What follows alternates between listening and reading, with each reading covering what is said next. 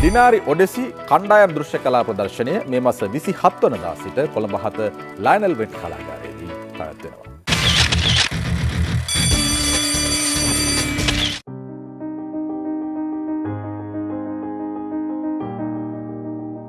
ඩිනෑරි odyssey 2.0 අපේ කලා ප්‍රදර්ශනයේ දෙවැනි දිගහැරුම මේ මාසේ 27 වෙනිදා ඉඳන් ලබන මාසේ පළවෙනිදා වෙනකම් තියෙනවා.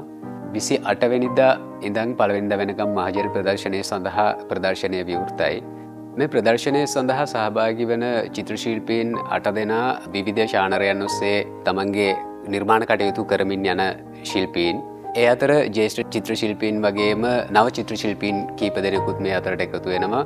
එකලස් කිරීමේ කලාව සහ තවත් එක ශානරයන් එක්ක වැඩ කරන මූර්ති ශිල්පීන් මමත් ඇතුළත්ව අපි දෙදෙනෙක් ඉන්නවා.